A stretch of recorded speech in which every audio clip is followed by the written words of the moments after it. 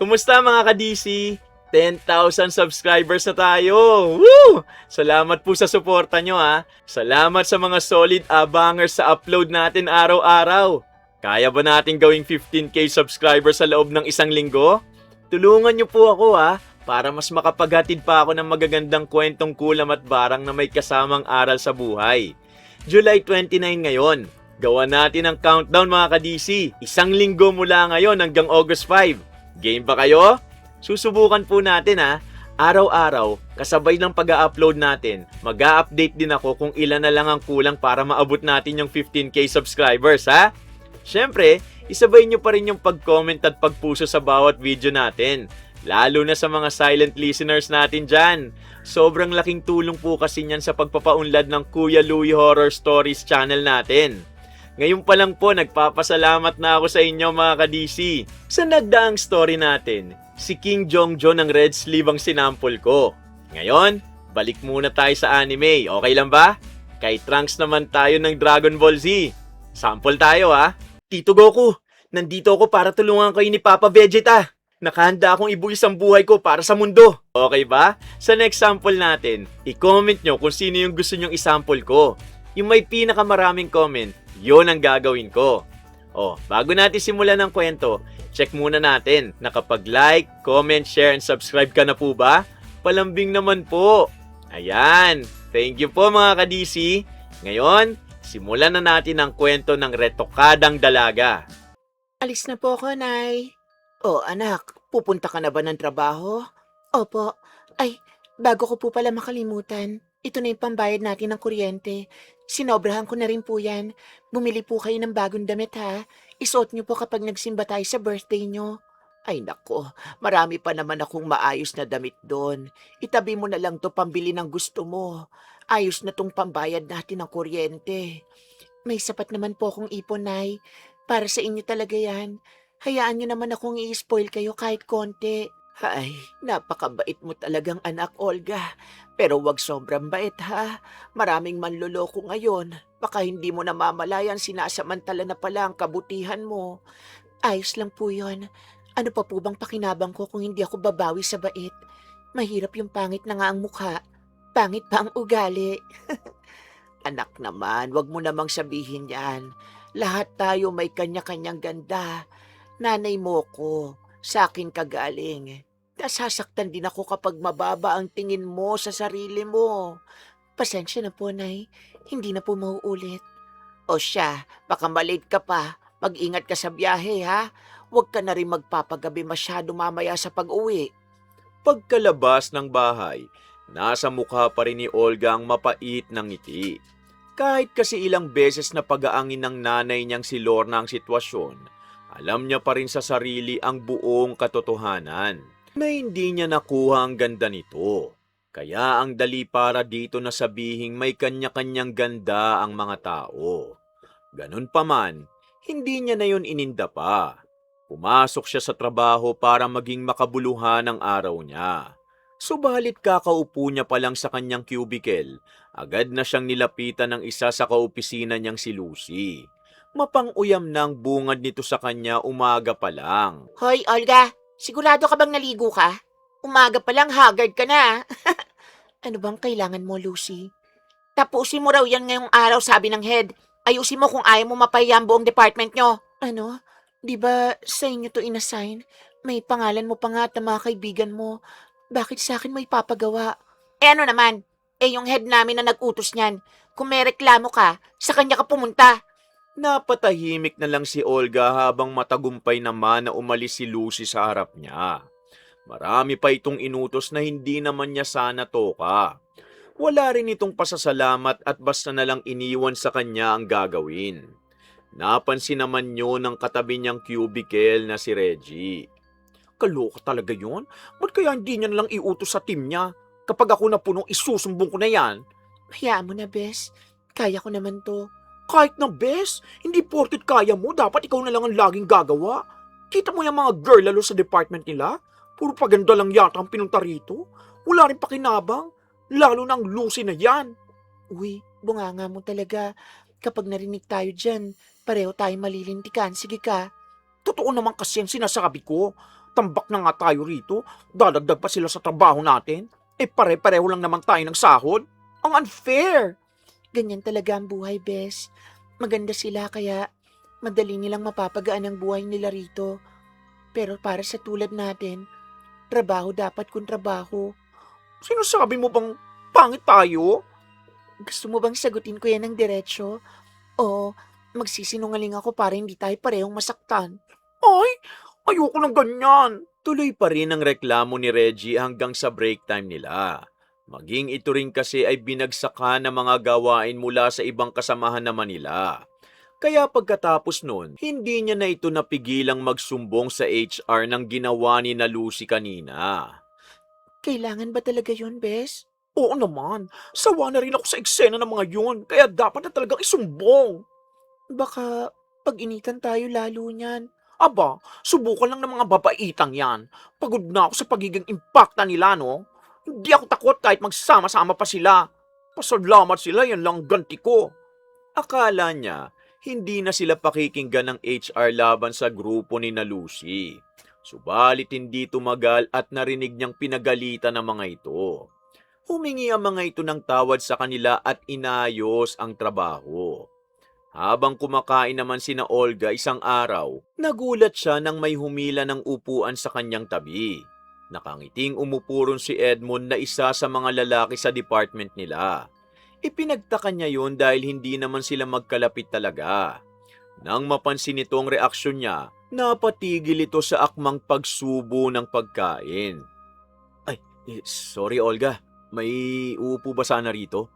Lilipat na lang ako kung hindi pwede. Wala na kasi akong ibang maupuan eh. Ayos lang, upo ka lang dyan. Nagulat lang ako kaya napatitig ako ng matagal. Kilala mo ko? Oo naman. Ilang buwan na kaya tayo sa isang department. Nagtataka nga ako ba't hindi ka sumama sa amin after work eh. Hindi rin kita nakakausap talaga simula nung nakapasok ako dito. Ganun ba? Nahihiya lang kasi akong lumapit at makipag-usap. Sus, dapat hindi ka na nahihiya. Hayaan mo, sa susunod, isasama kita. Speaking of kasama, bakit hindi mo kasabay yung mga yun ngayon? Parang dati naman siksikan kayo sa isang mesa ah. Anyari bigla? Iginala ni Olga ang mata hanggang makita ang tinutukoy ni Reggie. Nakita niya naman ang kadalasang kasama ni Edmond tuwing kumakain. Saktong nakatingin din ang grupo sa kinauupuan nila. Kaya nang mahuling nakatitig din siya, nagsiiwasan ng mga ito ng tingin. Namukhaan niya ron ang grupo na nireklamo nila kamakailan lang kaya nagtaka siya. Subalit sa isiping ayos naman na ang lahat sa pagitan nila, hinayaan niya itong magpaliwanag. Ang totoo kasi niyan, may hindi lang kami na pagkaunawaan ng mga yan kanina eh. Ako na lang ang umiwas pero kung hindi kayo komportableng nandito ko sige, alis na lang ako. Hindi. Ayos lang kung dyan ka upo. Nagtaka lang talaga kami. Pero ngayong alam naman namin ang rason, wala namang problema. Pasensya ka na rin sa pang-iintriga ko ha. Medyo mailap talaga kami sa mga kasama mo eh. Hindi kasi kami bati eh. Hay, pero hindi na rin nakakagulat na pati ikaw umayaw na ron. Ano palang ginawa nila sa'yo? Reggie, huwag ka ng tsesmoso. Kumain na lang tayo. Ay, nagtatanong lang naman ako, bes. So ano na nga? Pero kung ayaw mo talaga magkwento, carry lang din. May nasabi kasi silang hindi ko nagustuhan kanina. Kung dati, hinahayaan ko lang ganung bagay. Pero, sumobra kasi. Kaya nagkasama kami ng loob. Huli ko nang na-realize na toxic na palang pagsama ko sa kanila. Sorry na rin sa inyo ha. Aminado ko, all this time, tahimik lang ako kapag iniinsulto nila kayo pero di ko trip yun. Ayos lang. Nakaka-touch naman ang paghingi mo ng tawad. Pahag nga! Tumigil-tigil ka nga. Okay lang, Edmond. Hindi mo kailangan magpaumanhin para sa kanila. Matanda na tayo. Hindi talaga natin kontrolado ang sasabihin ng iba. Tama nga sila na sobrang bait mo, Olga. Sana pala, noon pa kita nilapitan. Namula bigla si Olga sa sinabing yun ni Edmond. Tanggap niya na sa sarili na tatanda siyang dalaga, ngunit hindi niya rin mapigilang humanga sa lalaking kaharap. Minsan lang kasi siya magkaroon ng ganitong interaksyon. Lalo pat kilala sa department nila si Edmond na pinakagwapo at hinahangaan ng mga kababaihan. Hindi niya akalaing magdudulot din ito ng ngiti sa bawat pasok niya sa trabaho. Sa sumunod kasi ng mga araw simula nun, lagi na itong sumasabay sa kanila. Nakakatulong din siya nito sa mga proyekto kaya mas lalo silang napalapit. Hindi rin tulad ng iba niyang kaopisina, panay papuri ito sa kasipagan niya kaya natutuwa siya. Napansin naman yun ni Reggie na hindi nakapagpigil sa pagpuna. Bes, napansin ko lately, mas dumami yung tambak dyan sa desk mo. Dumable yata ang files mo kumpara kanina. Sa'yo ba yung lahat? Magsabi ka lang kung pinapasahan ka na naman ng project ng iba, ha? Ay, hindi. Mga maliliit na task lang yan. Tinignan ko lang tapos ibibigay ko mamaya kay Ed. Wow! Ed, ano yan? May something na sa inyo? Uy, huwag kang maingay dyan. Baka ano pa isipin ng makarinig sa'yo. Hindi ko na kasi nagkukwento eh. Pati tuloy ako iba nang iniisip sa inyo. Baka naman gusto mong i-spill ang tea. Wala yun. Nagpapatulong lang siya kapag may oras ako. Normal lang naman yun, di ba? Walang mali siya. O yan, alam mo na. Okay ka na. Sus, para kang ang kamati sa pula kapag binabanatan ka ng mga linyahan nun. Akala mo hindi ko kayo napapanood ano? Ewan ko sa'yo. Olga, tapos mo na ba? Ay, sorry ayaw talaga kitang abalahin pero kinulang talaga ako sa oras eh. Ilang minuto na lang ang natitira para sa presentation ko. Ayos lang. Ayan, tapos ko nang tingnan. May niready rin akong notes dyan kung sakali man na may itanong sa'yo. Good luck, Ed. Nako, laking tulong mo talaga sa akin. Salamat Babawi ako sa'yo pagkatapos nito, promise. Pati rin ikaw, Reggie. Sige lang, go na. Hindi napansin ni Olga na malapad pa rin ang ngiti niya kahit nakaalis na si Edmund sa tapat nila. Todo tuloy ang mapang-asar na tingin sa kanya ni Reggie nang mahuli siya nito. Yan ba ang ngiting walang mali siya, ha? Halos maghugis puso yung mga mata mo. Bumalik ka na nga lang sa trabaho mo dyan. Hay, kailan kaya ako magkakaroon din ng chance kay Crush? Di gaya ng kadalasan niyang ginagawa, hindi niya kinontra ang sinabi ni Reggie. Masaya ang puso niya sa pinapakita ni Edmund kaya hinahayaan niyang umasa ang sarili. Kung nakakapansin din kasi ng kakaiba ang kaibigan niya, baka meron talagang ibig sabihin ang sa pagitan nila ng lalaki. Lalo na kapag silang dalawa lang din dahil may kapilyuhan itong taglay. Kaya kahit nais lang sana ni Olga na tumutok sa trabaho at huwag magpadala sa kung ano-ano, hindi yun umayon sa plano. Nabuo ang pantasya sa isip niya na baka may pagkakataon pa para makahanap siya ng taong magmamahal sa kanya. Kaya naman ng isang tanghali na anyayahan siya ni Edmund na mag-usap sila, lumakas ang kabog ng kanyang dibdib sa kaba. Absent ngayon sa trabaho si Reggie, kaya solo sila mula kanina. Wala tuloy siyang mapagtanungan at basta na lang nagpahila. Ed, saan tayo pupunta? May problema ba? May gusto lang sana akong sabihin sa'yo, Olga. Hindi ba pwedeng kanina sa cafeteria? Gusto kong ikaw lang ang makarinig ng sasabihin ko eh. Dito tayo sa conference hall. Siguradong walang tao rito. Hinila ni Edmund si Olga sa loob ng conference hall. Madilim yun at wala siyang nakikitang gaano bukod sa kanilang dalawa. Nagtaka man siya kung bakit yun ang napili nito mula sa iba pang kwartong walang laman. Hindi niya na kinwestiyon pa. Hinintay niya naman itong magsalita. Pwede ko bang hawakan ang kamay mo? Oo naman. Ano ba kasing sasabihin mo? Bago ko sabihin to sa'yo, gusto ko lang makasigurado. May gusto ka ba sa akin, Olga? Biglaan naman yata ang tanong mo. Hindi ko alam ang isasagot ko. Sabihin mo na lang kung anong laman ng puso mo. Please. Ay, sino ba namang hindi magkakagusto sa'yo? Bukod sa ang pogi mo, ang bait mo pa, lalo na sa akin. Sa isip ko pa nga lang, pinapakasalan na kita. Talaga ba? Seryoso ka? Oo naman.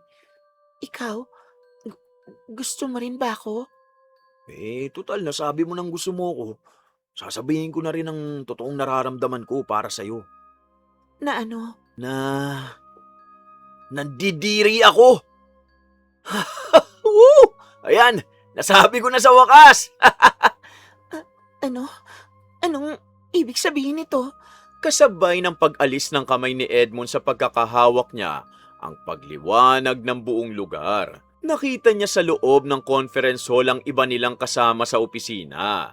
May ibang nanonood lang sa kanila, ngunit karamihan tumatawa habang tinitignan siya. Lalo pa nang pumunta si Edmond sa tabi ng kaibigan nito at nakipag-appear sa kanila. Doon lang napansin ni Olga na sa harapan siya nakapwesto. At lahat ng sinabi niya kanina, narinig ng mga ito. Tila estatwa naman siya sa kinatatayuan. Doon naman lumapit si Lucy na nang iinis siyang tiningnan. Akala mo ba magugustuhan ka talaga ni Edmond, Olga? Naibang ka na yata at nananaginip ka ng gising. Ay, huwag mo na anuhin, babe. Paiyak na, oh. Bakit mo ginawa sa akin to? Anong kasalanan ko sa'yo, ha? Wala naman. Talagang napagpustahan ka lang namin eh.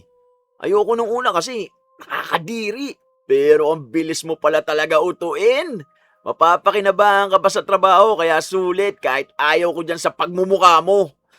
Napakasahol nyo. Mas masahol ang itsura mo. Yan ang napapala ng pabidang tulad mo. Kung hindi mo kami sinumbong, edi sana madali lang ang trabaho natin pareho.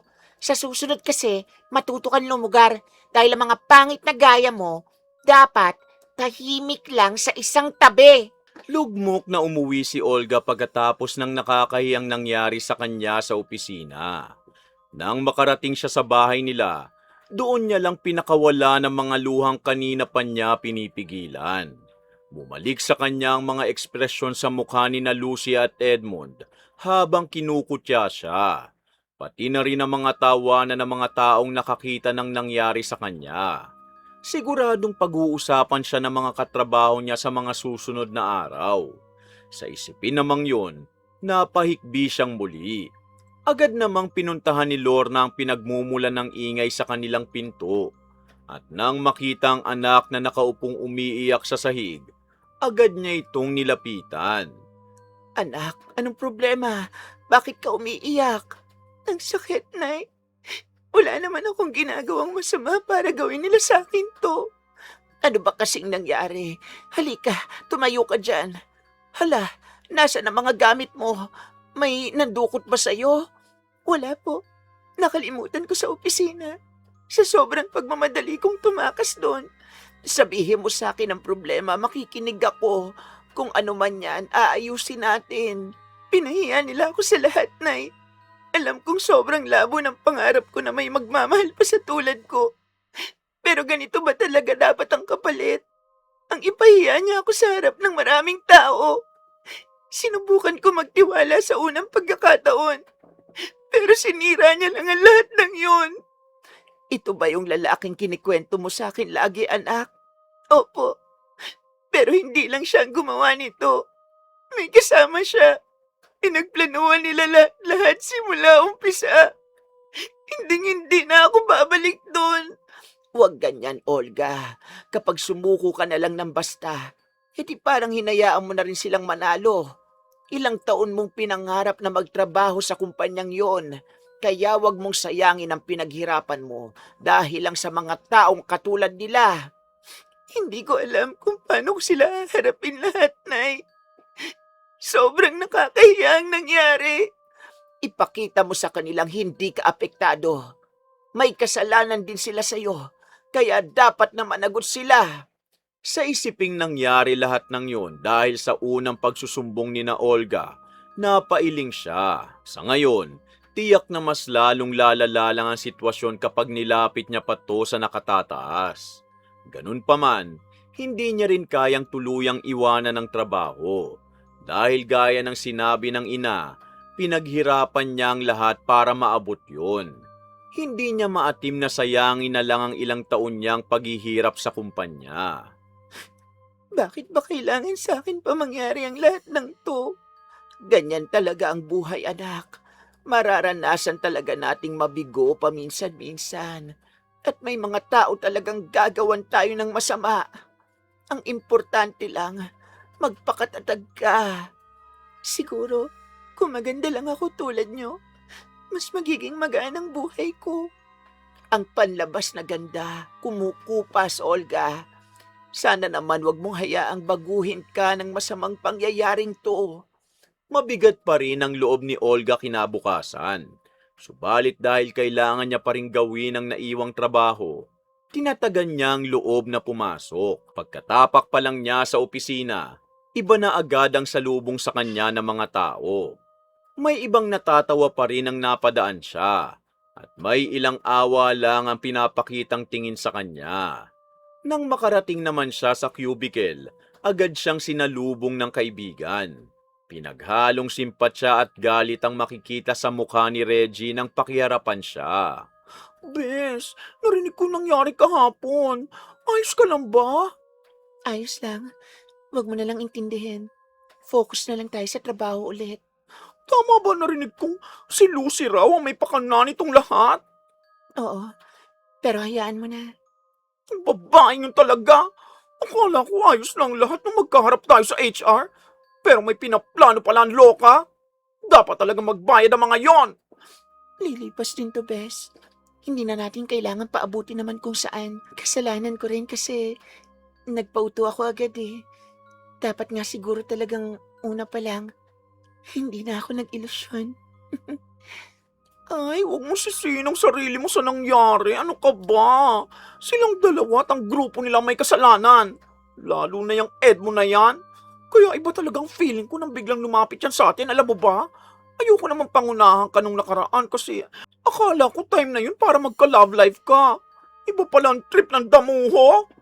Baka isang pa lang to ng realidad na hindi bagay sa akin ang pagmamahal na yan. Napaka-unfair talaga ng mundo. Kaloka. Hayaan mo.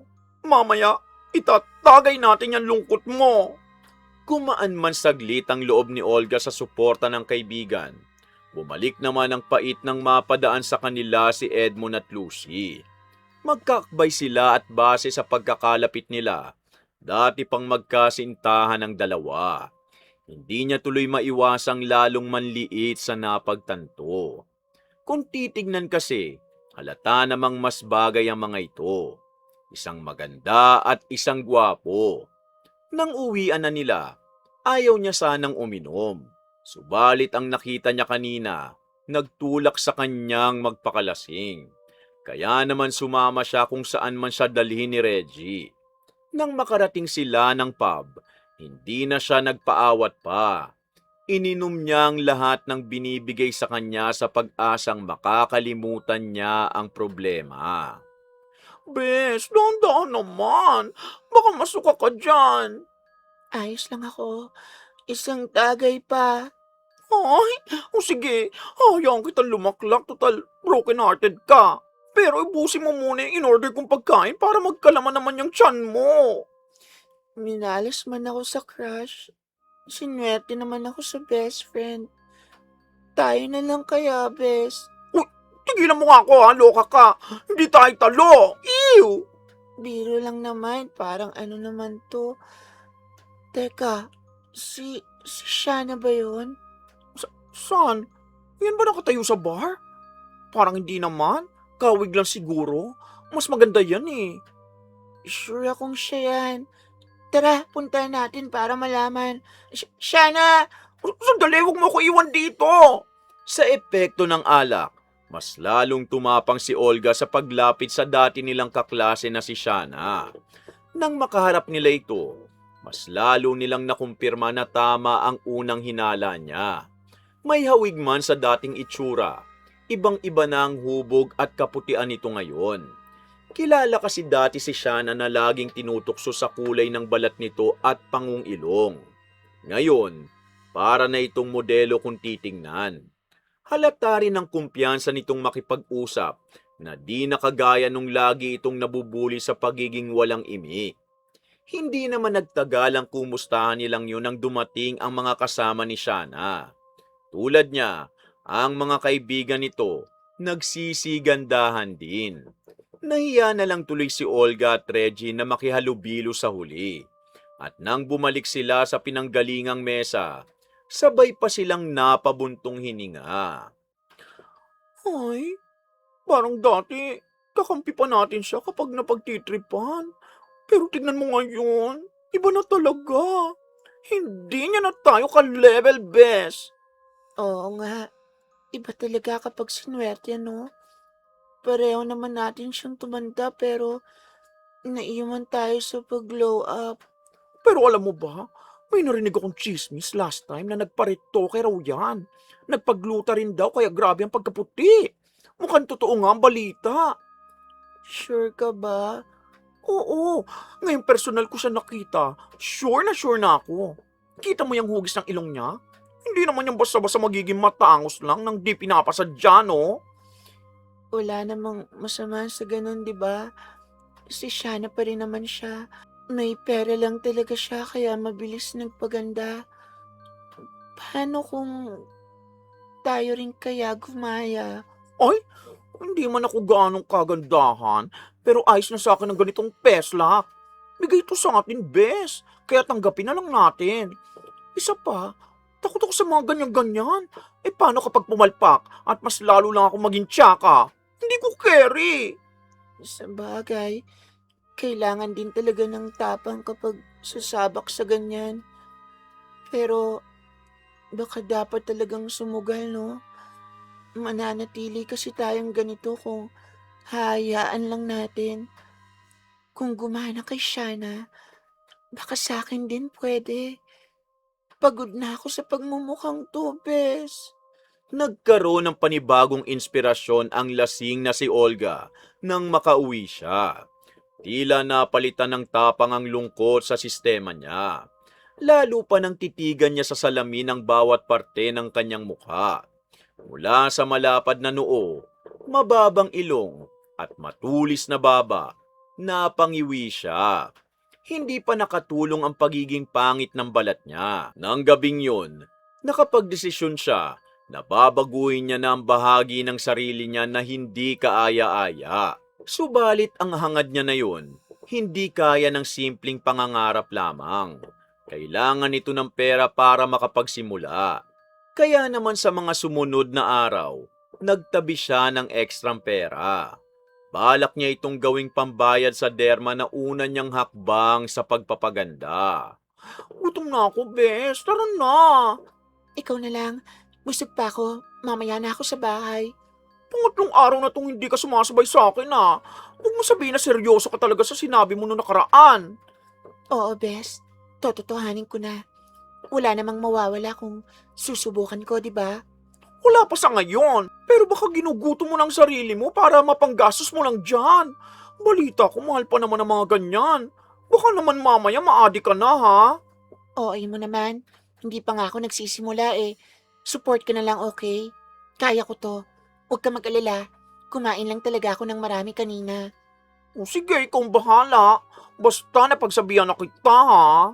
Lumipas nga mga buwan at inumpisahan na ni Olga ang pagpapaganda. Inuna niya muna ang mga simpleng bagay tulad ng facial dahil yun pa lang ang kaya ng pera niya.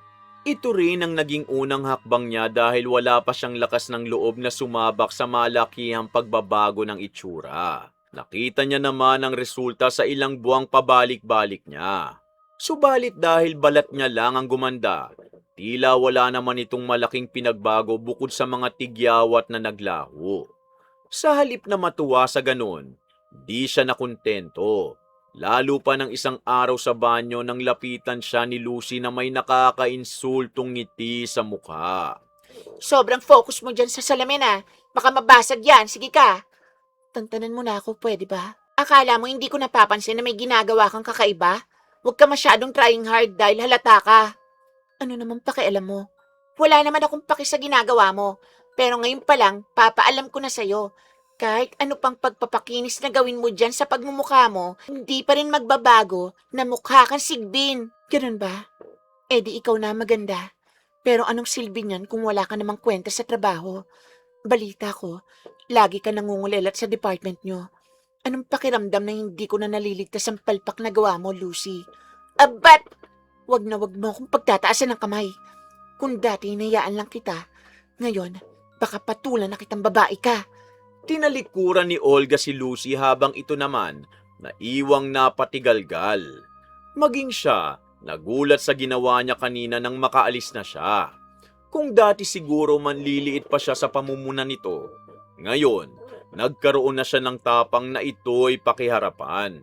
Siguro nga may maganda talagang epekto sa kanya ang pagpapaganda. Ganun pa man, tama rin si Lucy sa sinabi kanina, na kahit subukan man niya, wala pa ring pagbabago ang itsura niya. Kaya nang parehong araw rin na yun, ginamit niya ang hindi mabilang na leave na niliban. Desididong nagpaalam siya sa boss na ilang linggo siyang mawawala. Nilabas niya ang ilang taong ipon niya, kasabay na rin ang panibagong lakas ng loob na kakailanganin niya sa unang sabak sa pagpapaopera.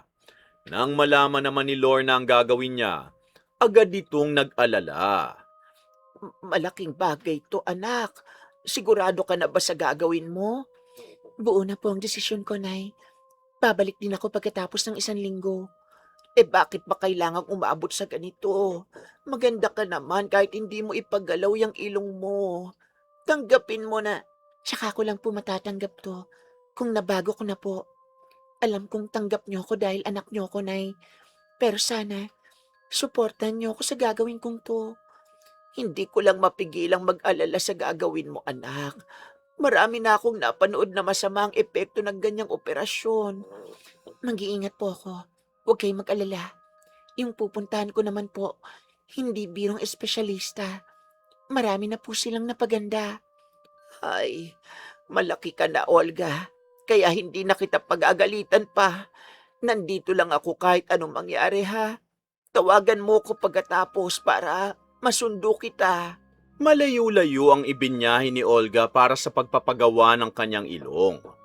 Dahil na rin sa rekomendasyong binigay ni Shana, itinuloy niya ang planong lumapit din sa kaparehong doktor. Kabado siya habang nasa biyahe. Bukod kasi sa mga check-up, hindi pa siya napapasailalim talaga sa espesyalista. Ganun pa man, wala na siyang balak umatras pa. Ito na ang magiging unang seryosong hakbang niya para mabago ang sarili niya.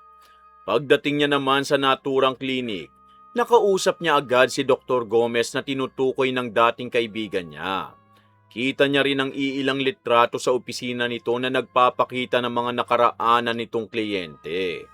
Bumilib siya sa resulta ng mga yon, subalit hindi niya maiwasang mapatanong. Doc, safe pa talaga to? Ilang linggo po ba bago ako makapasok sa trabaho? Minimum na ang 2 weeks, ma'am. Pwede na kayong bumalik sa trabaho niyan pero ang full recovery, aabuti ng buwan. Ano po bang trabaho mo? Sa opisina lang po. Hindi naman mabigat so okay na ang 2 linggo. Pagkatapos ng 1 linggo, pagkatapos ng operasyon, tatanggalin na natin ang tahi. Masisiguro ko sa inyong safe lahat ng procedure namin dito. Lagi rin namin kayong i-check kung may problema man. O ano, go na ba natin to, ma'am? Gawin na natin to, Doc. Kaya ko to. Normal lang nakabahan ka dahil first time mo pa lang. Pero matutuwa ka naman sa resulta pagkatapos ito. Nasa mabuting kamay ka. Huwag kang mag-alala. Nakabawa sa kaba ni Olga ang pagiging maayos na pakikitungo ng doktor at mga staff sa kanya. Pagkatapos ng mga kailangang ihanda bago siya isailalim sa anesthesia, sinimulan na nila ang pag-oopera. Manhid ang pakiramdam niya sa buong oras na nakahiga siya. Hanggang sa bumigat ang mga talukap ng mata niya at nakatulog na. Pagkagising niya naman makaraan ng ilang oras, doon niya naramdaman ang bigat sa gitnang bahagi ng mukha niya. Inalalayan siya ng nakatoka sa kanyang bantay. At nang subukan niyang huminga, nahirapan siya. Kinabahan siya ngunit sakto namang binisita siya ng doktor para pagaangin ang kanyang nararamdaman. Doc, nahihirapan akong huminga. Parte lang ito ng proseso, Ma'am Olga. Normal na sa unang araw, hindi ka magiging komportable. Pero kaunting tiyaga lang at babalik ka rin sa normal. Ito, tingnan mo ang mukha mo sa salamin para mapanatag ka. Pagtingin niya sa salamin, nanibago si Olga sa benda at ilang bahid ng dugo sa paligid ng kanyang ilong. Ganun pa man, kita niyang maayos nga ang pagkakagawa. Bukod sa kaba, nanabik din siya sa makikitang resulta sa susunod na mga linggo pa. Nagawa ko lang ang talaga. Pulido, di ba? Bigyan mo lang ako ng oras at pasensya. Sabi nga nila, dapat talaga, tiis ganda. Salamat, Dok. Walang anuman. Congrats sa first surgery mo. Kapag gumaling na yan at balak mo nang magpabago pa ng iba, balik ka lang dito. May iba pa po bang problema sa mukha ko? Hindi ko masasabing problema talaga. Pero kung gusto mo ng swak na shape ng mukha sa klase ng paggawa ko sa ilong mo, mapapayo kong isunod mo na rin ang baba mo. Talaga, Dok? Hindi pa ba sakto tong sinukat natin para sa hugis ng mukha ko? Sinakto ko naman pero sa case mo kasi, iba talaga siya. Maganda pa rin naman ang kalalabasan niyan paggaling. Pero konting bawas pa, nako, magmumukha kang artista. Pero depende pa rin sa'yo yan, ma'am. Malalaman mo lang ang gusto mo kapag ilang buwan na ang nakalipas. Sa buong linggo pagkatapos ng pagpapa-opera ni Olga, katulong niya ang ina sa pagpapagaling. Kasunod noon ang pagtanggal ng tahi sa kanyang ilong at naibsan na rin ng kaunti ang pamamaga ng kanyang mukha.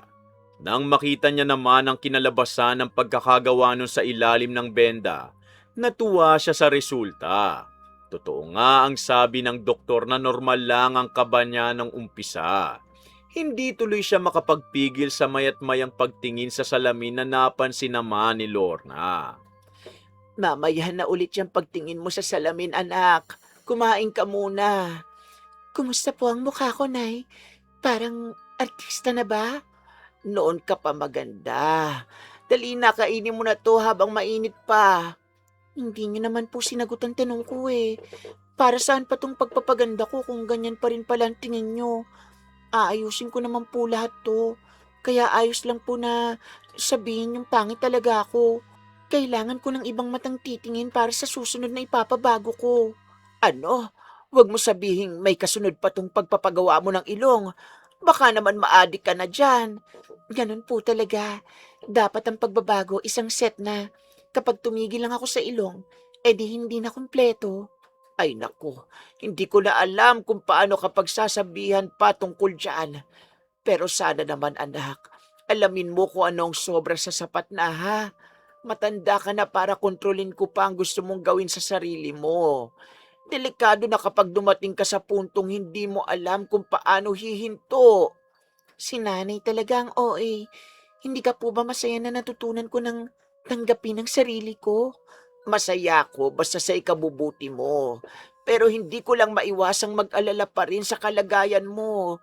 Ikaw lang din ang iniintindi ko. Huwag ka po mag-alala. Ako pa rin naman to. Pinaganda lang na version. Nang makabalik na si Olga sa trabaho, nanabik siyang ipakita sa lahat ang pagbabago niya. Pinaghandaan niya ito at bumili pa siya ng bagong damit sa pagpasok. Hindi naman siya nabigo nang bumungad sa kanyang bulungan ng mga kaopisina. Kung dati, ayaw niyang masama sa chismis, ngayon naman, hinahangad niyang maging paksa ng bawat usapan. Totoo nga mga testimonya ng mga retokada na nababasa niya. Malakas talaga ang epekto ng pagbabagong anyo sa kumpiyansa ng isang tao. Pansin niya rin kasi na ngayon, malakas na ang loob niyang maglakad na taas noo. Pati sina Edmond at Lucy, sinundan pa siya ng tingin na hanggang dulo. Halos mabitawan naman ni Reggie ang hawak na inumin nang bumungad siya sa hilera ng cubicle nila. Oh my gosh! Ikaw ba talaga yan, Olga? Halos hindi kita namukhaan agad. Oo, Bes. Ang ganda ko na ba? Ang galing ng pagkakagawa sa'yo, naloka ako. Tama nga ang sinabi ni Shana. Di ba? Sabi ko naman sa'yo eh, walang mawawala kung susubukan. Gumaya ka na rin kaya? Anong walang mawawala? Ang laki kaya ng ginastos mo dyan. May iba pa akong pinag-iipunan, no? Ayos na ako sa mukha kong to. Hay, ikaw rin ang bahala, Bes. Basta ako, isusunod ko naman tong baba ko. Babalik din naman ang pera kapag inipon ko ulit. Grabe ka na talaga. Baka naman gaya ng iba, bigla ka magmaldita, ha? Naku, masasabunutan talaga kita. Hindi naman ako ganun kababaw. Huwag ka mag-alala. Best friend pa rin kita kahit mas maganda na ako sa ating dalawa. Ay, ganon? Halika rito, kukurutin ko yung ilong mo para bumalik ka na sa dating Olga. Biro lang naman, Bes. Wag naman. Pagaling pa lang yan, oh. Patotoo sa sinabi ni Olga sa kaibigan, sunod niya ngang pinag-ipunan ng pagbabawas ng kanyang baba. Ngayong subok niya na ang doktor, mas madali na lang para sa kanya ang paghahanda ng sarili. Ang naiwan na lang na gagawin, ang paglikom niya ng pera at paggawa ng tambak na trabaho para muli siyang makaliban. Bes, hinay-hinay lang sa trabaho. Baka naman pagkamalang kang tagapagmana niyan. Kailangan ko to para mapabilis tong pagtapyas ng baba ko. Ay, nagbumukha ka ng lulong talaga ha. Huwag ka naman magpasobra, baka makasama na sa'yo. Bes, tantanan mo muna ako, pwede ba? Hindi ako makafocus kapag nag-iingay ka dyan. O sige, chill. Iiwan na muna kita. Masyado kang galit na bruha ka. Mas lalong nilibing ni Olga ang sarili sa trabaho. Dahil naman doon, hindi na sila gaanong nagkakasama ni Reggie. Pabor yun sa kanya para mas magkaroon siya ng oras sa pag-iipon. Gumana ang ganong kasanayan niya sa katagalan. At padagdag ng padagdag na rin ang kanyang nababago sa katawan. Sa lumipas na mga taon, hindi lang baba ang napaayos niya. Hindi pa man tuluyang nakakabawi sa pagpapagaling ng mga sugat niya, sinunod niya na ang bilbil, dibdib at puwetan. Sa katagalan din, kita niya ang bunga ng kanyang ginagawa. Ngayon kasi, nakukuha niya na ang atensyon ng kalalakihan, pati na ang dating pinandidirian lang siya. Oh, sorry. Hindi kita nakita. Ayos lang. Papunta ka rin ba sa cafeteria? Sabay na tayo, Olga. Wow, bumait ka yata bigla. Anyari? Tungkol dyan. Pasensya na pala sa nagawa ko nun ha. Aminin kong sobrang sama ng ginawa ko pero babawi naman ako kung papayagan mo. Gagawin ko lahat para mapatawad mo ko. Talaga lang ha? Pero baka naman may maggalit sa pakikipagbati ko sa'yo. Hindi ba may jowa kang umaaligid? Sino? Si Lucy ba? Ilang buwan na kaming wala nun. Dapat nga dati pa eh. Nadala lang talaga ako sa ugali niya kasi nga magka-batch kami. Ay ganon? Kalungkot naman pero sorry ha. Hirap na kasing magtiwala sa'yo, Edmond. Baka parte na naman to ng pustahan nyo. Ang bobo ko naman kung magpapadala ko ulit. Promise, hindi na talaga. Lumayo na nga ako sa kanila eh. Di mo ba napansin, lagi na ako mag-isang kumakain? Nagagalit nga ako kapag pinag-uusapan na retokada ka at Ano? May problema ka rin ba sa ganon ha? hindi. Tanggap ko kahit nagpagawa ka. Uli ko lang na-realize na mas maganda ka kay Lucy. Bukod sa ganda mo, matalino ka pa. Ako lang tong tanga na hindi ka pinili nung una eh. May nararamdaman ka pa rin ba sa akin ha? Kung wala na, baka pwede kong gawa ng paraan. Pagkatapos ng nangyari, gaganyan ka? Nagpapatawa ka ba? Seryoso ako, Olga. Paano ko ba mapapatunayan ang sarili ko sa'yo? Lumuhod ka sa harap ko. Ano? Lumuhod ka kung kaya mo. Baka magbago pa ang isip ko at bigyan kita ng chance. Agad na ginawa ni Edmond ang inutos niya. Sa ganung pagkakataon naman, nagsulputan ang mga kaopisina nila. Nang tanghaling yun, napahiya ito sa harap ng karamihan. Subalit hindi yun nagpatigil sa kanyang suyuin si Olga sa sumunod na araw. Nagagalak naman yung tinanggap ng dalaga. Alam niya kasing magagamit niya si Edmond bilang pagkukunan ng pera pati na sa balak niyang pagganti kay Lucy. Doon niya mas napatunayan na tama nga ang unang paniniwala niya, na mas pumapabor ang mundo sa kung sinong mas maganda. Gamit ang napagtanto niya, wala nang nakapigil pa sa kanya para gumanti sa mga taong masama ang pakikitungo sa kanya. Kasabay ng pagbabago ng kanyang mukha, dahan-dahan ding nagbago ang kanyang pakikitungo sa kapwa. Isa sa mga nakaranas nun ay si Lorna, nang minsang magtanong ito sa kanya. Anak, may extra ka ba? Idadagdag ko lang sana sa bayad sa kuryente. Kung meron ka. Nabigyan na kita nung nakaraan, di ba? Saan na napunta yon ha? 2 buwan na mula nun, Olga. Hindi na sana ako lalapit sa'yo pero Nagipit talaga ako ngayong buwan. Wala rin gaanong bumibili sa palengke. O sige, magbibigay na. Tama ng drama. Baka umiyak ka pa. O ito, okay na ba to? Yan na lang ang tira sa sahod ko ha. Ayos na to anak. Salamat dito. Hayaan mo. Babayaran ko rin to kapag nakaluwag-luwag tayo. Kung okay na yan, lumabas ka nanay. Nag-aayos pa ako ng makeup dito. Mukhang sunod-sunod ang gastos mo. May naiipon ka naman ba kahit papano? Bakit po? Hihingin nyo?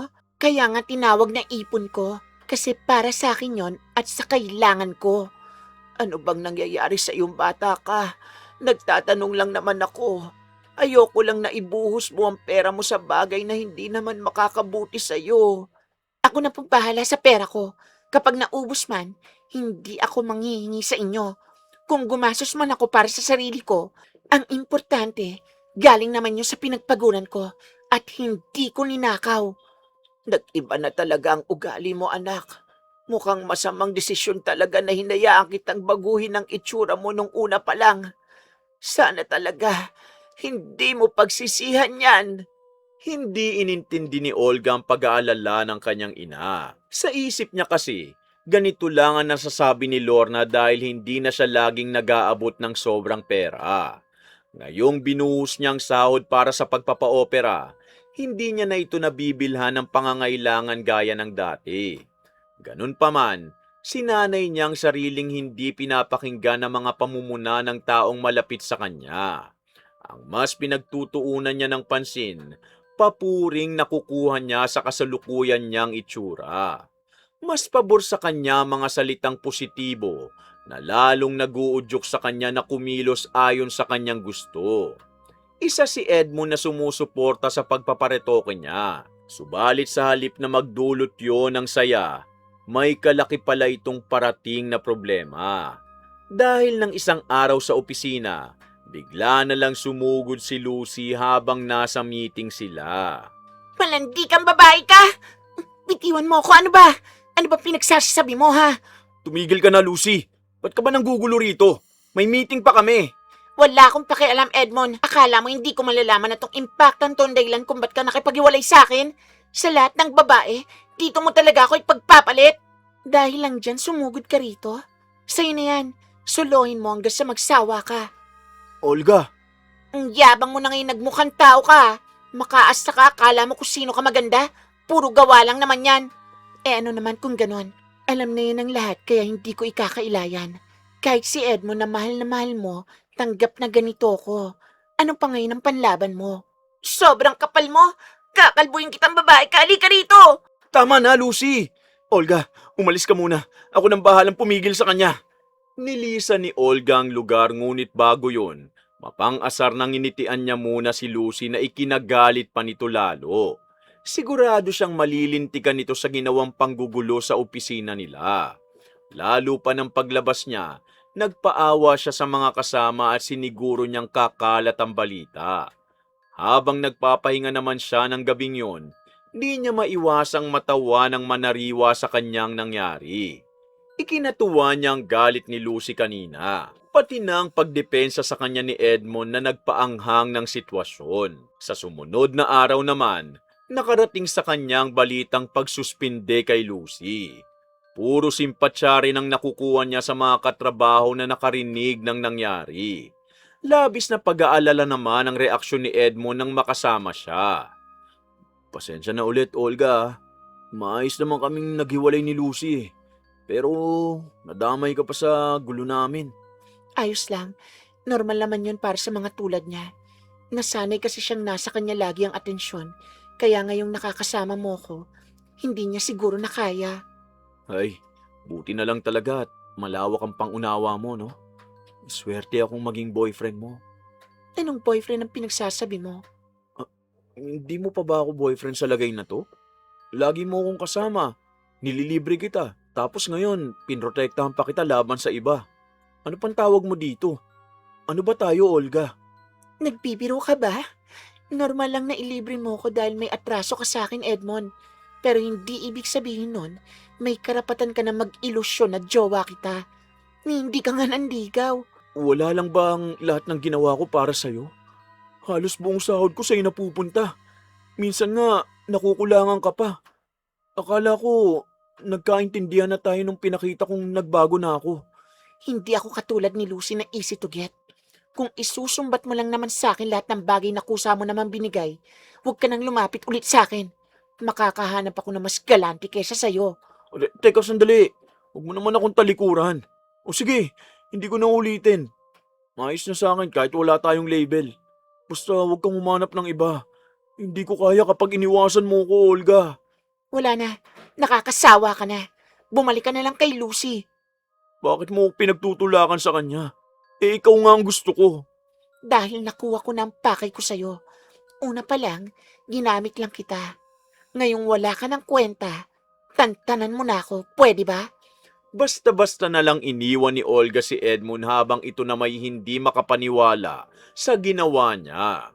Sa sumunod na araw, hindi naman ito nagpatinag at palaging sinusuyo pa rin ang dalaga. Narindi na siya nang ayaw nitong tumigil sa pagsunod sa kanya, kaya sinumbong niya na ito sa nakatataas. Di tulad ng dati, mabilis ang naging aksyon ng kumpanya sa ginawa ni Edmund. Gaya ni Lucy, nasuspindi ito kasabay ng warning na ire-report ito sa pulisya kapag umulit pa. Ngayong tapos na ang pagganti ni Olga, naging matiwasay ang bawat araw niya sa trabaho. Maliban na lang ng isang araw na maharangan siya ng janitor nila na labis na ikinagalit niya. Ano ba yan? Bobo ka ba? Paharang-harang ka sa daan.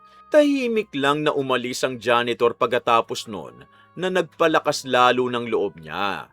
Sa lahat naman ng dumaang kaganapan, tahimik na nagmamasid lang si Reggie. Ngunit sa natunghayan, hindi na siya nakatiis kaya masinsinan niyang kinausap ang kaibigan. Olga, mag-usap nga tayo. Tapos ka nang iwasan ako? Tungkol saan naman ang sasabihin mo? Umayos ka nga ha. Hindi na ikaw to. Nung una kaya pa kitang hayaan kasi deserve naman ng dalawa na makatikim ng ganti. Pero sobra na to. Pati inosenteng empleyado nadadamay sa pag-iiba ng ugali mo. Ha? Wala naman akong ginagawa masama ah. Ako pa nga ang biktima mula nung nakaraan. Nakalimutan mo na bang ginawa mo sa janitor kanina? Ikaw na nga may kasalanan. Pinahiya mo pa yung matanda. Hindi ko na problema yon kung tanga siya. Pambihira. Naririnig mo bang sarili mo? Ano tong demonyong sumapi sa'yo? At parang hindi ko kaibigan tong kaharap ko. Alam mo Reggie, hindi maganda na sa akin mo binubuhos ang sama ng loob mo.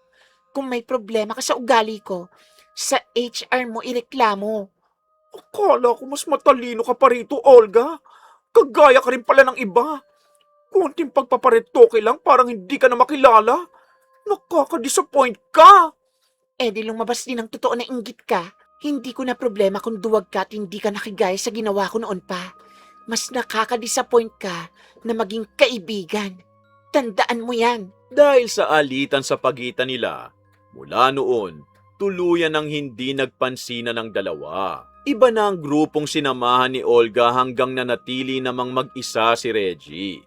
Pagkalipas naman ng ilang linggo na nakabalik si Lucy sa opisina at nagkapatawaran sila ni Olga, sa hindi inaasahang pagkakataon, nagkalapit silang dalawa.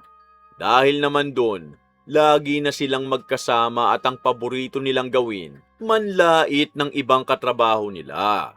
Hindi naman nakaligtas si Reggie sa pangungutya ng grupong sinamahan niya.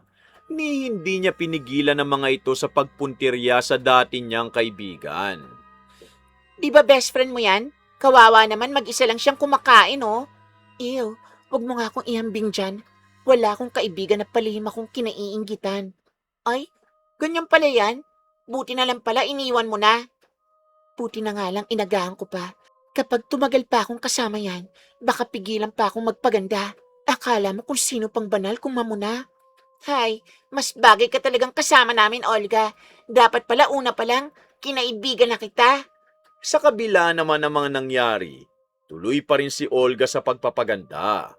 Matapos man ang pagpapabago niya sa katawan at muka, hindi pa siya nakontento at naghanap pa ng ibang kapintasan na idinulog niya sa espesyalista. Panay naman ang pagsang-ayon sa kanya ni Dr. Gomez Lalo pat ang bawat lapit niya rito, tiyak na pera ang kapalit. Ngunit sa huling pagbisita niya, nang balak niya sanang ipatanggal ang buto sa tadyang para mas lalo siyang payat na tignan, nabitin ang halagang hinanda niya. Gayunpaman, dahil bilang suki na rin siya ng klinika, nagbakasakali siyang mapakiusapan niya ang doktor. Dok, mukhang nabitin yata ang dala ko. Pwede bang bayaran ko na lang ang kulang sa susunod na sweldo? Ay, hindi naman pwede yan, ma'am. Mahabang waiting list ko.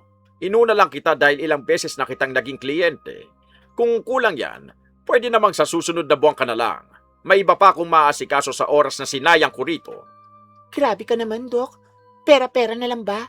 Parang wala naman tayong pinagsamahan yan. Isa ka sa mga paborito kong client, Olga. Pero pasensya ka na, ha? Hindi ako mapapayaman ng ilang taong pinagsamahan natin dito. Pera ang kailangan ko. Hindi naman kita tatakbuhan, Dok. Babayaran ko naman. Hindi ko hinihingi ng libre ang serbisyo mo. Kahit na, negosyo tong pinuntahan mo. Kaya kung wala kang pera ngayon, mabuti pang umuwi ka na. Ganun pala, ha? Pwes, ito na ang huli kong punta sa'yo. Kapag nagkapera na ako, sa iba na ako pupunta. Kahit may magtanong sa akin, hindi kita ire-rekomenda. Wala akong pakialam basta umalis ka na. Sinasayang mo lang ang slot ng ibang kliyente ko. Pagsisisihan mo to. Nag-aalborotong umuwi si Olga nang hindi magtagumpay ang balak niyang gawin. Subalit pinagsisihan niya rin ang galit niya kanina sa doktor dahil ito lang ang pinakamagaling na nilapitan niya. Ganun pa man, ikinainis niya ang nangyari dahil sa kakulangan niya ng pera. Kung sapat lang sanang naitabi niya baka ngayon, naghihintay na lang siya sa magandang resulta.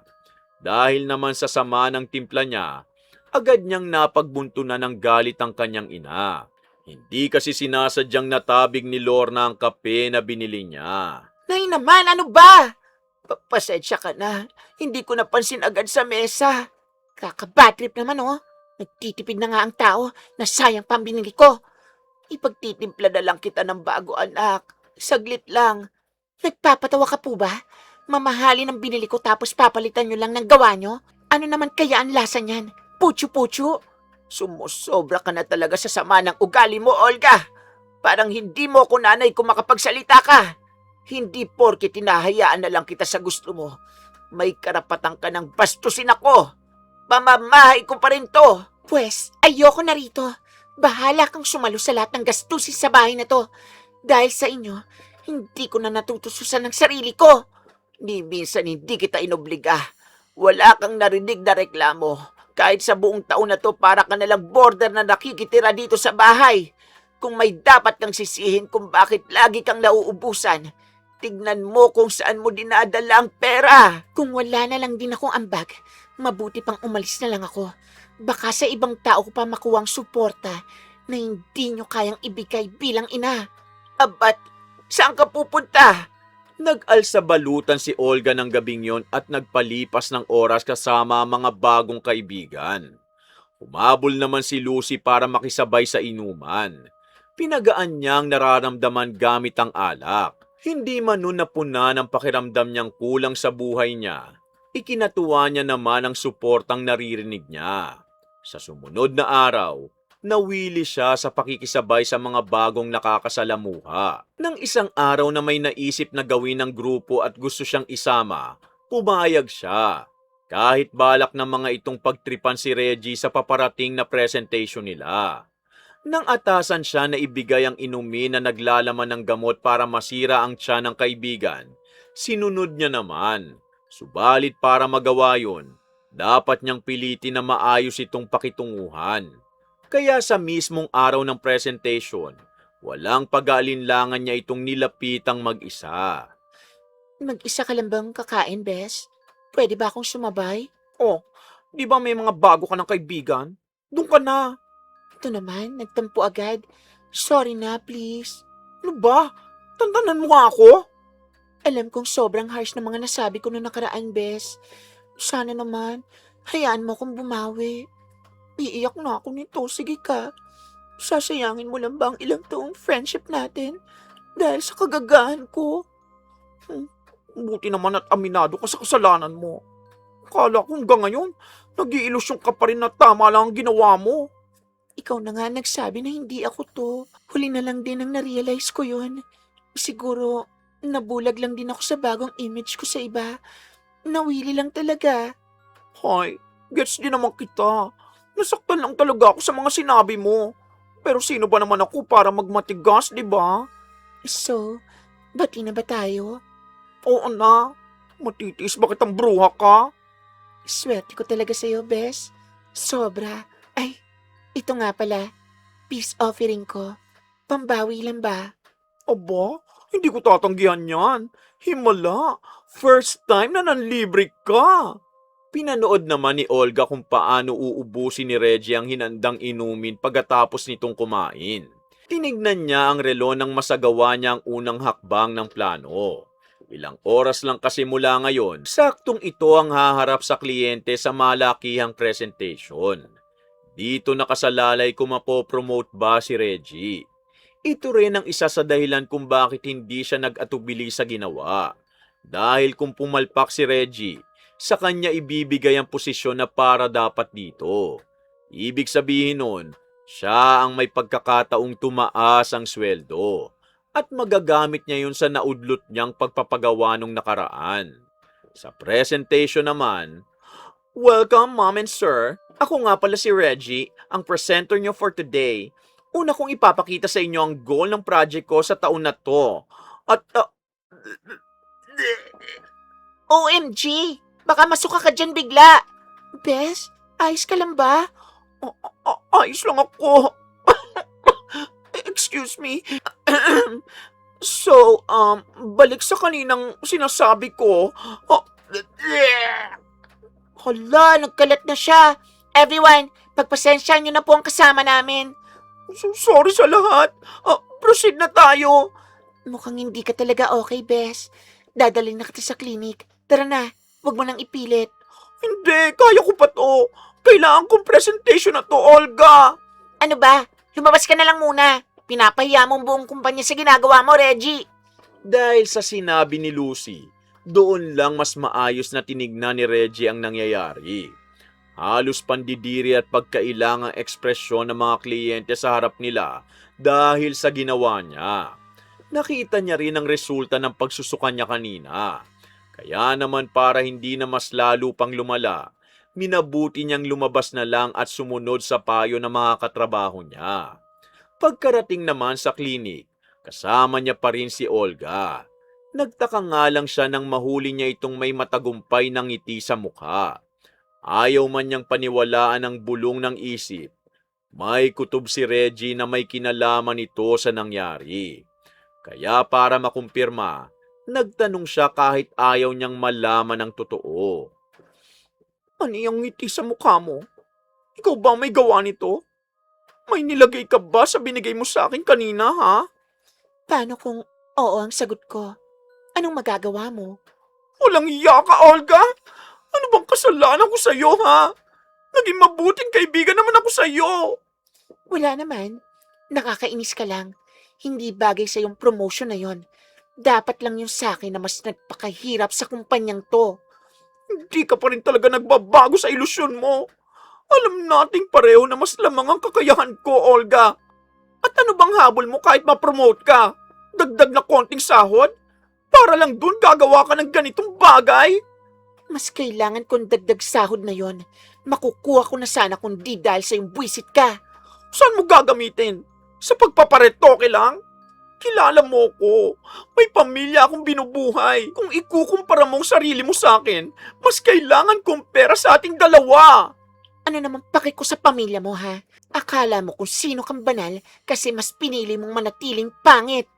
Pangit ka rin pati ng kalooban mo, Olga. Kahit baguhin mo lahat sa itsura mo, hindi mabubura niya na wala kang ginawang maganda. Dapat talaga hindi lang gamot ang nilagay ko sa ininom mo kanina. Mas bagay sa'yo kapag nakakamatay na laso na. Baka kapag nawala ka na sa landas ko, mawawala na rin ako ng kakumpetensya. Napatigalgal si Reggie sa binitiwang salita ng dati niyang kaibigan. Hinintay niyang bawiin itong sinabi dahil baka ito'y nabigla lang. Ngunit pagkalipas ng ilang segundo, kahit konsensya, hindi niya nakita sa mukha ni Olga. Basta na lang din tong umalis at iniwan siya sa klinik ng mag-isa. Tila may nabasag tuloy na bahagi sa puso niya. Hindi niya maatim na ang dati niyang kasangga. Ngayon, hinahangad nang mawala siya para lang sa pansarili nitong kagustuhan. Habang nakaratay siya dahil sa panghihina, nabalitaan niya na lang na inangkin ni Olga ang presentation niya. Dagdag pa sa pasakit na binansagan siyang mga agaw ng eksena na agad inaksyonan kaya siya pa ang nasuspinde sa pagitan nilang dalawa. Kinampihan ito ng iba nilang kaopisina. Kaya naman si Reggie ang umuwing talunan. Pagbabayaran mo tong ginawa mo, Olga. Sisiguraduhin kong magdurusa ka! Isang araw habang suspindido si Reggie sa trabaho at naisipan niyang mamalengke mag-isa, hindi sinasadyang makita niya si Lorna. Oh, tita, kayo po pala. Kumusta? Ito, ayos lang. Naku, Reggie, buti napadaan ka. Kasama mo ba si Olga? Matagal na kasing hindi natutulog sa bahay. Sabi niya sa inyo raw muna siya nakikitira. Ayos lang ba siya? Ho? Ayos naman po siya pero mukhang stress ka yata, tita. Ay, nakwento niya ba sa'yo nangyari? Ang totoo kasi niya, nag-away kami bago siya umalis. Nang tawagan ko naman, sabi niya, magpapalamig muna ng ulo kasama mo. Nakapanti naman ako dahil tiwala ako sa iyo. Yun nga lang, hindi ko pa rin maiwasang mag-alala. Baka pwede mo naman siyang kumbinsihin na umuwi na. Yun palang pinaalam niya. Pati ako dinamay pa. Huwag po kayo mag-alala. Susubukan ko po siyang kausapin. Hindi ko lang po sigurado kung makikinig ba, ha? Alam niyo naman yon. Lalo na ngayon, iba na siya kung makitungo. Isa pang problema yon. Pasensya ka na sa anak ko, ha? Kasalanan ko rin to dahil hindi ko siya nagabayan ng tama. Hindi niyo po dapat sisinang sarili niyo sa ugali niya, tita. Matanda na po si Olga eh. Kung ano man ang mga naging desisyon niya, wala pong pumilit sa kanya na pasukin ang mga bagay-bagay. Hayaan niyo po siyang harapin kung anumang resulta ng mga mali niyang nagawa. Hindi natin siya matutulungan makita ang tama kung hindi siya magkukusa. Sa bagay, may punto ka nga. Kung may alam lang akong paraan para matuto siya, ginawa ko na. Pero pagod na rin akong maging ina. Pasuko na rin ako. Hindi ko na alam kung hanggang kailan pa. Ako pong bahala, tita. Tutulong ako para maturuan siya ng leksyon. Ang pagkikita nila ni Lorna, nagpaigting lang sa balak ni Reggie na gumanti. Kaya naman binisita niya ang dating tao na tumulong sa pamilya nila. Isang mangkukulam na kayang pagbayari ng biktima.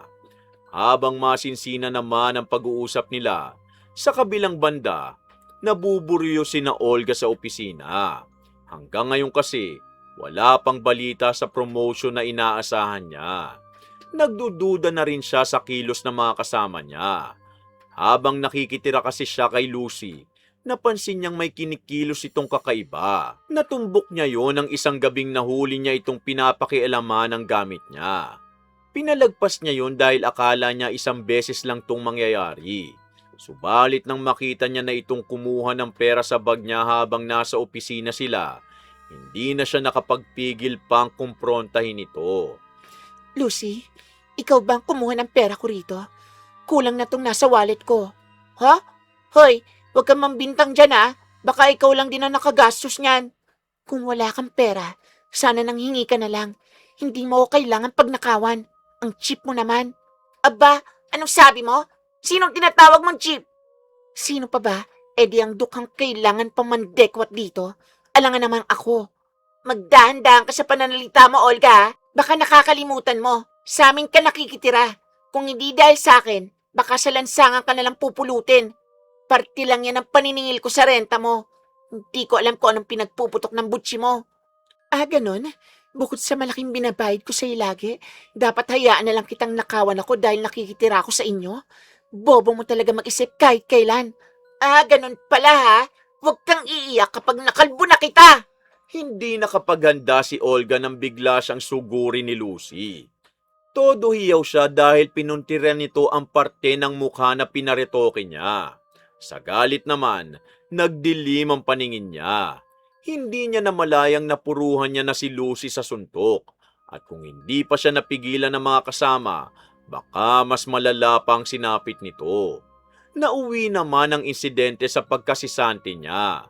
Bukod kasi sa malubhang karahasan na ginawa niya, nagbigay rin ng mga testimonya ang ibang katrabaho na nagawan niya ng masama. Bigo tuloy na umalis sa trabaho si Olga. Dala-dala ang natirang pera at konting gamit na nakuha niya sa bahay ni Lucy. Umuwi siya pabalik kay Lorna. Hala anak, ano nangyari sa'yo? Bakit puro galos yung mukha mo? Nasisante ako, Nay. Wala na akong trabaho. Lahat na lang kinuha nila sa akin. Tumahang ka na. Aayusin natin to. Makakabawi ka pa sa susunod. Nung dating pangit ako, ayaw na sa akin ang mundo. Tapos ngayon na binago ko lang ang sarili ko. Kalaban ko pa rin silang lahat. Hindi ko na alam ang gagawin ko. Tinanggap pa rin ni Lorna ulit ang anak sa poder niya. Sa sumunod na araw, nagkukulong lang sa kwarto si Olga. Habang lugmok naman na nakatutok lang sa cellphone ng dalaga, biglang may nagpadala ng mensahe sa email niya. Sa pag-aakalang alok yun sa trabaho, nabuhayan siya. Ngunit bumalik lang ang lungkot niya nang makitang isa lang itong panukala sa pagpapaganda. Nag-aalok ito ng pampanipis ng bewang gaya ng gusto niya.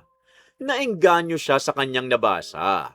Kaya nang makitang sumakto ang presyo sa natirang pera niya, binili niya kaagad at hinintay na makarating sa kanila. Olga, may parcel ka raw sa labas. Saglit lang po. Ako nang kukuha niyan. Ay, salamat kuya. Sa wakas nandito na. Ano yung nasa bote, nak? Kamot ba yan? Parang gano'n na nga po, Nay.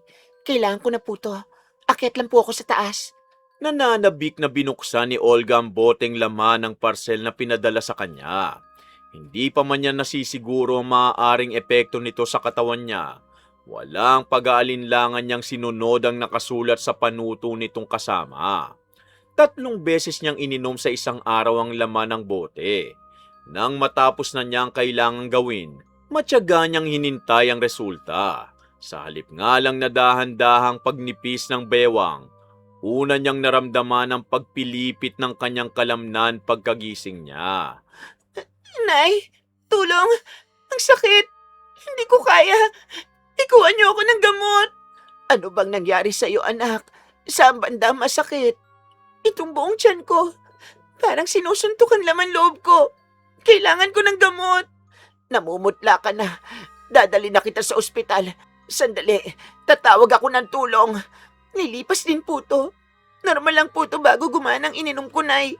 Gamot lang po na pampaalis ng kirot ang katapat nito. Gagaling din ako agad. Ano ka mo? Dahil to sa bagay na kusang ininom mo. Diyos ko naman, Olga. Akala ko tumigil ka na. Last na lang po to. Dumaing ng malakas si Olga nang maramdaman niya ang pagbali ng buto sa kanyang tadyang. Naging sunod-sunod yon at halos mahimatay siya sa sakit. Wala namang nagawa si Lorna kung hindi hawakan ng kamay ng anak niya habang namimilipit ito sa sakit ng sikmura. Kung ganito nakalala ang pagka-adik ng anak sa pagbago ng itsura na nakaabot na ito sa puntong ipapahamak ang sarili, baka oras na para humingi siya ng tulong sa espesyalista. Yon ay kung malalampasan nila itong mag-ina. Nararamdaman ko ng pagbali ng buto ko sa loob, Nay. Iba na ang kirot niya. Tingin ko, may pagbabago na. Patingin ako. Diyos ko, iba na to, Olga. Pangit po ba? Sana po maganda para naman makita ko na ang resulta. Hindi to ang tamang paraan sa pagkuha ng gusto mo, anak. Bahala ka na kung magagalit ka. Itatakbo na kita sa ospital. Pero Nay, bago pa makaalma si Olga, tumawag na ng tulong si Lorna para buhatin ang anak.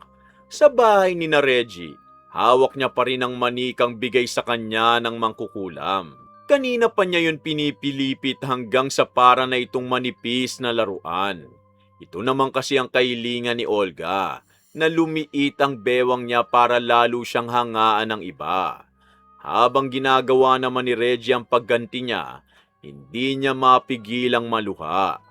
Napatigil siya sa ginagawa ng manumbalik ang alaala nilang dalawa. Sa huli, nanaig pa rin ang pagmamalasakit niya sa kaibigan sa kabila ng kasalanan nito. Kahit sa pagpili niya ng gagawin dito, mas pinili niya ang kulam na hindi matagal ang epekto.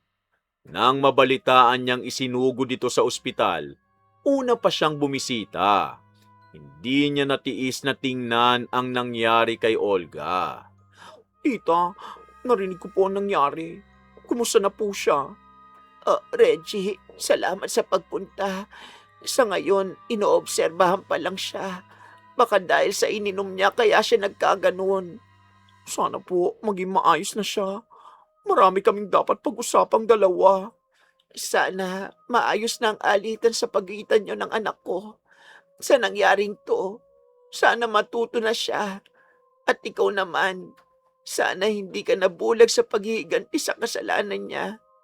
Lahat ng sobra, nakakasama sa kahit na sino. Alam niyo po na may kinalaman ako sa nangyari kay Olga. Hindi to ang unang beses na nakita ko ang ganong paraan ng kulam, Reggie. Pero hindi ako galit sa'yo. Kung ano mang dahilan mo, tiyak mabigat yon para umabot ka sa ganito. Pasensya po sa nagawa ko, tita. May rason po kung bakit ko nagawa to. Pero aminado pa rin akong may pananagutan ako. Sapat na sa akin yon. Ang mahalaga, alam mo sa sarili mong nagkamali ka. Sana lang, ganon din si Olga ko. Ilang araw pagkatapos sirain at itapon ni Reggie ang manika, unti-unti na rin ang pagbuti ng kalagayan ni Olga. Naagapan ng nabaling buto niya, ngunit dahil doon, kailangan niya nang maging maingat sa bawat paghinga niya. Nang muling bumisita siya at inamin na siya nga ang may pakana ng nangyari dito, sa halip na galit, pagtanggap lang ang naging reaksyon ng dalaga. Hindi ko inihiling na mapatawad mo ako kaagad sa ginawa ko. Pero hihingi pa rin ako ng pasensya sa iyo. Kung gusto mo man ako ipakulong, hindi ako lalaban. Sa sinasabi mong yan, mas lalo mo lang napatunayan na mabuti nga ang laman ng puso mo, Reggie. Kasi kung ibang tao, mas masahol pang ginawa sa akin. Ikaw pa ngayon ang nagpapakumbaba. Hindi ko kasi kaya na paabutin sa ganon. Kaya tinigil ko kaagad. Nagalit man ako sa iyo. Pero mas importante sa akin ang mga panahong ikaw lang ang kakampi ko. Patawad talaga. Hindi mo kailangang humingi ng tawad. Naiintindihan ko kung bakit mo ginawa yun, Bes. Kulang pa nga to sa mga nagawa at nasabi ko sa'yo. Alam kong nasaktan ka ng sobra sa pagiging makasarili ko. Kaya sorry sa nagawa ko. Uy, Olga, tumayo ka nga dyan. Kagagaling mo pa lang. Anong nilulud-lud mo dyan? Pinapakita ko lang na seryoso ako sa paghingi ng pasensya. Oo na, sige na. Quits na tayong dalawa. Mula ng araw na yon, kahit nagkabati man, matagal na panahon pa bago bumalik ang dati nilang samahan. Nang gumaling na si Olga, tinutuon ni Lorna ang plano niyang patingnan ng anak sa espesyalista. At sabay silang mag-ina na inaayos ang relasyon sa isa't isa. Ganun pa man, para tuluyang magbagong buhay, isa-isang hininga ng tawad ng dalaga ang mga taong nakaaway niya. Gaya ng janitor na ininsulto niya kahit walang ginagawa sa kanya. Nagkaunawaan naman silang tatlo ni Edmond at Lucy, na kahit mapaitang nangyari, sinubukan nilang baguhin ang ugali. Nagpasya namang magtrabaho na sa ibang bansa si Reggie. At ngayon, mga liham na lang ang pagkukumustahan ng dalawa. Nakahanap naman ng bagong trabaho si Olga, kung saan hindi na mahalaga ang itsura, kung hindi purong kakayahan na ilang taon niyang inaral. Sa labis na paghahangad ni Olga na maging maganda, sa sariling kwento niya, siya mismo ang naging kontrabida. Mula sa pagiging magaling na empleyada, isinabuhay niya ang pagiging retokada, na natunghayan naman natin na nagdulot ng resultang hindi nararapat ibida. Kaya naman sana maging leksyon ito sa atin, na pahalagahan natin ang mga bagay na sa ati itinakda. Dahil kapag pinilit natin ang mga bagay na hindi tayo handa, baka ang mundo mismo ang magbigay ng parusa para tayo ay magtanda. Wakas! Isang magandang kwento na naman ang natapos natin mga ka-DC. Sana may napulot kayong aral dito ha. Huwag niyong kalimutang mag-like, comment, share, subscribe para masuportahan niyo ang channel natin. At bilang ganti, para mas exciting, i-comment niyo kung sino yung character ko na paborito niyo sa mga binosesan ko. Eto po sila sa mga anime. Sa mga K-drama at Tagalized films naman, i-search nyo na lang po ang pangalan ko para makapili kayo sa kanila. Lilinawin ko lang mga ka-DC, yung sample na pinaririnig ko sa inyo sa bawat character, yun mismo ang boses na ginamit ko nung pinalabas sila sa Tagalized version sa TV. Huwag nyo rin kalimutang i-comment kung ano masasabi niya sa kwento natin ngayon ha. Pag napili ko ang comment mo, isa-shoutout kita sa next story natin. Oh, shoutout na ulit tayo!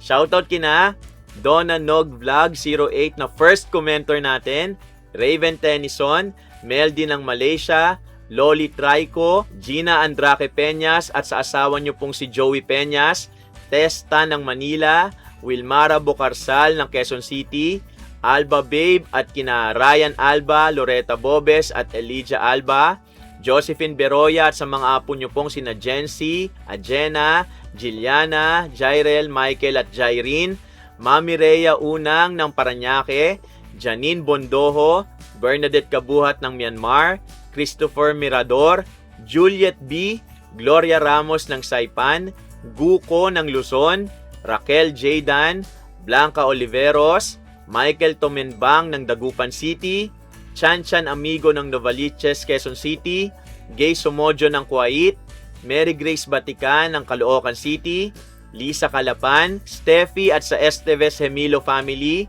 Pia De Humo ng Romania at sa asawa niyong si Aljon at mga anak na sina Jashel at Alia ng Rosario Cavite, Emily ng Cavite at Rose Hunt ng Missouri, USA.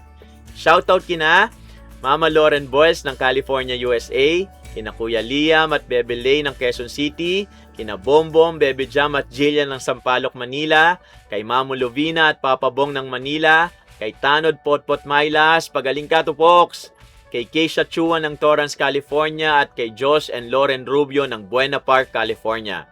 Pasensya na po sa mga hindi ko po na shoutout. Abangan nyo po sa mga susunod na upload natin. Kumusta po sa lahat ng mga kababayan natin na nasa ibang bansa at sa inyo pong masugid kong tagapakinig saan mang sulok ng Pilipinas. Mag-iingat po kayo palagi dyan ha. O paano? Samahan nyo ulit ang inyong lingkod na si Kuya Louie sa susunod na kwento natin ha. Maraming salamat po at pagpalain tayong lahat ng poong may kapal. Bye!